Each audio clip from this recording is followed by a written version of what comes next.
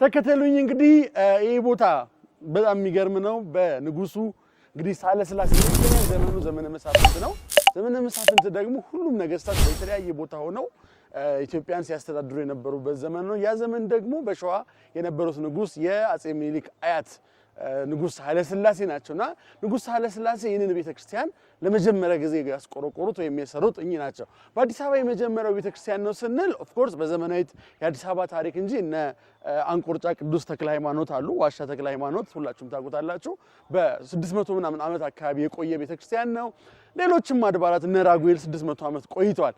ይህ ደግሞ የምታዩት ቀራንዮ መድኃኔዓለም ንጉሱ የአጼ ሳህለ ሥላሴ የልጅ ልጅ የሆኑት አጼ ምኒልክ እዚህ ቦታ ላይ የሚገርማችሁ ነገር አፈሩን ከኢየሩሳሌም አምጥተው የጌታዬን የኢየሱስ ክርስቶስን ነገረ ስቅለቱ የሚታሰብበት የጌታ ኢየሱስ ክርስቶስ ነገሩ የሚነገርበት ቅዱስ ስፍራ ይሆናል ብለው ከኢየሩሳሌም አምጥተው ነው ይህንን ቦታ በአፈሩ ከተበተነ በኋላ ነው ቤተክርስቲያኑ የታነጸው። በዚህ ቦታ ላይ ታላላቆቹ ነገስታት እቴጌ ጣይቱ እንዲሁም ደግሞ የአጼ ምኒልክ ልጅ የሆኑት ንግስት ዘውዲቱም በዚህ ቦታ ላይ ትልልቅ ታሪካዊ ቅርሶችን በዚህ በመታየት ቤተ መዘክር ያው ዛሬ ዝግ ስለሆነ ነው ቤተ መዘክር እጅግ ብዙ ነገሮች አሉ በዚህ በቤተ መዘክሩ። ታዲያ ይሄ ቦታ ልዩ ስፍራ ነው። የቀራንዮ መድኃኔዓለም ይባላል። ቀራንዮ መድኃኔዓለም እንግዲህ ትልልቅ ታሪካዊ ሰዎች ሁሉ በዚህ ቦታ ላይ አርፈዋል። እንግዲህ ቀራንዮ መድኃኔዓለም ጥንታዊ ቤተክርስቲያን ነው። የአጼ ምኒልክ አያት የሆኑት ንጉስ ሳህለ ሥላሴ ናቸው ይህንን ታላቅ ደብር ያሳነጹት። ያ ማለት አዲስ አበባ እንደ አዲስ አበባ ተብላ እቴጌ ጣይቱ ስያሜ ሰጥተዋት ከመቆርቆሯ አስቀድሞ ነው። እንግዲህ በዚህ ቦታ ላይ እጅግ ብዙ ቅርሶች አሉ። እንደነገርኳችሁ በተለይ ከነገስታቶች ከአጼ ምኒልክ ጀምሮ ብዙ ንዋያተ ቅድሳትን ለዚህ ቤተክርስቲያን አስረክበዋል።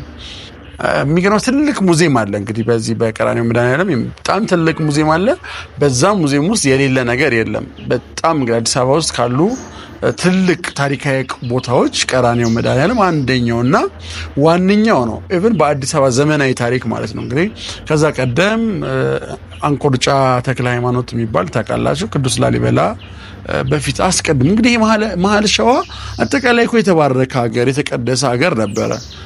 ጻድቁ አባት አቡነ ገብረ መንፈስ ቅዱስ እኮ በዚሁ በቅርባችን አሁን ላይ ምስራቅ ሸዋ ተብሎ በሚጠራው በደብረ ዘይት አካባቢ ወይም ጩቋላ ወይም ዝቋላ አካባቢ ትልቁ ገዳም የእሳቸው ያን ያለው። ከዛም ባሻገር ደግሞ ያረፉበትና ምድረ ከብድ ከባድ መሬት ተብሎ ስያሜ የተሰጠው በዚሁ አካባቢ በሸዋ አካባቢ ያለ ነውና ይሄ የቀራንዮ መድኃኔዓለም ትልቅ ጥንታዊ ቤተክርስቲያን ለመሆኑ ምንም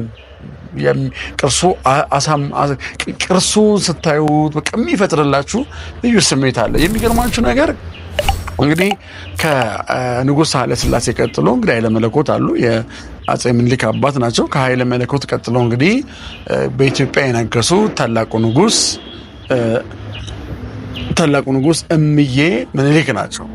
አጼ ምኒልክ እንግዲህ የአባቶቻቸውን የአያቶቻቸውን ሀገር እያቀኑ ከሸዋ አንኮበር አካባቢ ተነስተው ሙሉ ሸዋን እየተቀለሉ ወይም ደግሞ ወደ ኢትዮጵያ እያስገበሩ ዘመነ መሳፍንት እንዲጠፋ የራሳቸውን ድርሻ እየተወጡ ሀገር እያቀኑ እዚህ ቦታ ላይ ደግሞ ሲደርሱ እንግዲህ ማዕከላዊ መንግስታቸውን አጼ ምኒልክ ብዙ ቦታ አዲስ ዓለም ማርያም ማዕከላዊ መንግስት ወይም ቤተ መንግስት አንጸዋል። መናገሻም ጥንታዊ ቦታ ነው እንደምታውቁት። መናገሻ የጌታ ግማደ መስቀሉ ያረፈበት ልዩ ስፍራ ነው መናገሻ ማርያም ማለት ነውና ከዛ በኋላ በዚህ ቦታ ላይ መጥተው የአያቶቻቸውን ደብር ምንድነው ያደረጉት? ከኢየሩሳሌም አፈር አስመጥተው ቦታውን በኢየሩሳሌም አፈር ካስባረኩ ከደለደሉ በኋላ ይህንን ጥንታዊና ታሪካዊ ደብር ደብረዋል ማለት ነው። ከዛ በመቀጠል እንግዲህ ንግስት ዘውዲቱም አጼ ኃይለ ሥላሴም የራሳቸው አሻራ በዚህ ቦታ ላይ አላቸው ማለት ነውና የሚገርማችሁ እንግዲህ በኢትዮጵያ ታሪክ ውስጥ በጣም ታዋቂና ተወዳጅ የሆነው የኪነ ጥበብ ሰው ወይም ደግሞ የጋዜጠኛ የሚባል ሳይማር የተማረ የሚባል ብዙ መጽሐፍት የታሪክ መጽሐፍት አጤ ምኒልክ የሚለው መጽሐፉ ተወዳጅ ነው። ጳውሎስ ኞኞ እረፍቱ በዚህ ቦታ ላይ ነው የሆነው። የጳውሎስ ኞኞን መቃብር የጳውሎስ ኞኞ አስክሬን እዚህ ታገኛላችሁ። የእሱም ብቻ አይደለም፣ የታላላቅ ነገስታት የታላላቅ ሰዎች አልጋ ወራሾች፣ ደጃዝማቾች፣ ግራዝማቾች፣ ፊት አውራሪዎች መቃብር በዚህ ቦታ ላይ አሉ። በኢትዮጵያ ታሪክ ውስጥ ትልልቅ ስም ያላቸው ሰዎች በዚህ ቦታ ላይ አሉ። አሁን እንግዲህ ቀራንዮ መድኃኔዓለም ስር የሚገኝ ነው ቅዱስ ገብርኤል ማለት ነው። ይህ ቅዱስ ገብርኤል ቤተክርስቲያን ነው እንግዲህ በጣም በ30,000 በላይ ሄክታር መሬት ላይ ቅዱስ ገብርኤል ቤተክርስቲያኑ እየታነጸ ያለው ማለት ነውና ይህንን የቅዱስ ገብርኤል ህንጻ ቤተ መቅደስ ደግሞ እንድናጠናቀቅ መላው ዓለም ትልቅ ጥሪ ተደርጎለታል። ትልቅ ጥሪ ነው። ይህ ጥሪ ደግሞ ንጉሱ የቤተክርስቲያኑ አስተዳደር ሊቀ ስልጣናት አባ ገብረስላሴ እጅግ ተወዳጅ አባት ናቸው። 4 ኪሎ ቅድስት ስላሴን ካቴድራልን አስተዳድረዋል። ቴምሲ ሚካኤልን አስተዳድረዋል። እጅግ ብዙ አድባራትን አገልግለው ታሪክና ድንቅ ነገር የሰሩ አባት ናቸው። እኚህን አባት እንግዲህ ማገዝ መርዳት ቤተክርስቲያን ማለት የእሳቸው ሞራል ነው። በጣም እኛም ወደዚህ ቦታ መተን እሳቸው እንድናገዝ ያነሳሳና ተወዳጅ ኦርቶዶክሳውያን አካውንቱን አስቀምጥላችኋለሁ።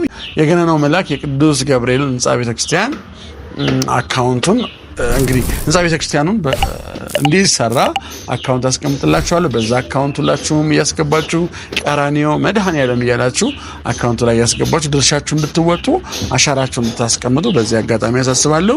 ሁላችሁም እስቲ ኮሜንት ላይ ቪዲዮ ቫይራል እንዲሆን ሌሎች ጋር እንዲዳረስ ቅዱስ ገብርኤል ለፍጻሜ አብቃን፣ ይህንን ታሪካዊ ቦታ በእግራችን ረግጠን እንድንባረክ አንተ እርዳን ብላችሁ ኮሜንት እንድታደርጉ በዚህ አጋጣሚ ጠይቃለሁ። እግዚአብሔር ቸርነት የእመቤታችን አማላጅነት አይለየን።